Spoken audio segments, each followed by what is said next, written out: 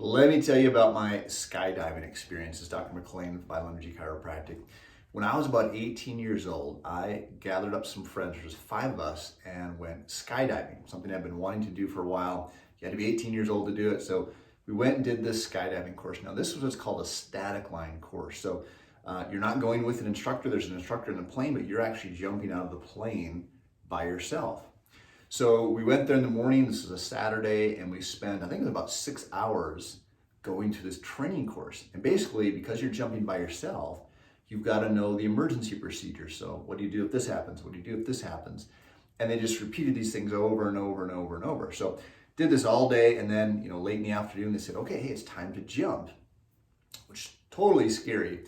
So we go in this plane, it's called a Cessna 172, this tiny little plane. They'd taken all the seats out except for the pilot seat. So you're just sitting on the floor, and we're all crammed in there with our parachutes on. And what would happen basically is the instructor would tell you, you're up I think we were 5,000 feet up, and they open the door, which is a pretty disconcerting feeling when you're up 5,000 feet in the air and the plane door opens and this wind comes rushing in. So you're already scared out of your mind, already got this adrenaline going, and then the wind hits you and you get even more adrenaline going. And then what you actually do is climb out. So you've got the wing of the plane, it's a high wing plane, and then you got this what's called a strut that comes out that holds up the wing. And what you do is actually climb out of the plane and you grab onto the strut and you're hanging in the air, almost like Superman, like your feet are dangling in the air. And then you look back at your instructor and your instructor tells you when you can let go. And when you let go, you have what's called a static line. You have a line that's attached to your parachute that's actually attached to the plane. So as soon as you jump out, it deploys your parachute, but you still fall for about, I would guess, about 5 seconds, which doesn't sound like a lot unless you're falling through the air at 5,000 feet up. It's super scary. So my first friend went, his name was Mike. He was the first one to go. And I remember he was hanging off that strut of the plane and he looked back at the instructor. And I'd never seen anybody's eyes ever be that big in my life. His eyes were just like saucers. And so she, gave him the thumbs up, he let go, and I looked out, we're watching him intently, and his chute opened. Like, okay, he survived. So again, it was my turn. I climb out there, same thing, I let go. Super, super scary, but then the chute opens, and it's just so peaceful and amazing.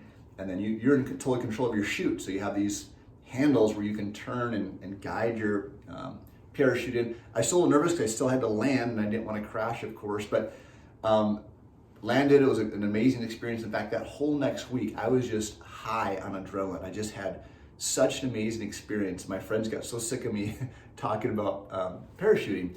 So the next week, I actually went back again. The second time I went, it was a totally different experience. I had almost no fear whatsoever. When I was coming down the next time, I was totally controlling the chute. I was doing all these turns and things like that. It was totally different. So the reason I'm telling you that story is that was one of the greatest experiences of my life. And it was very, very scary. It's one of the scariest things I ever did. Another thing I did was I was very lucky, got to be elected one of my class speakers for my chiropractic graduating class, my wife and I's class. And there was 1,100 people in the audience. It was super, super scary. But again, one of the highlights of my life. Now, I'm not suggesting you have to do something super, super scary, but my guess is you probably have something in your life that you've been wanting to do for a while that you've either got some fear on or you just haven't taken the time to do it. And oftentimes the things that we fear the most, there's great, great joy on the other sides of those experiences, and life is short. So if you've been even planning a trip, maybe you want to go to Africa or Europe or even Texas, you've been wanting to do for years, take the time and do it, or at least start to plan that trip, because again, life is short. This is what life's about, experiencing life. So take the time, schedule the steps to start to do those things. And it doesn't have to be something that's super scary, or if it is super scary, you just have to take that first step. It doesn't have to be anything extreme. Take that first step and start getting moving in that direction, and I promise you, it will be worth it.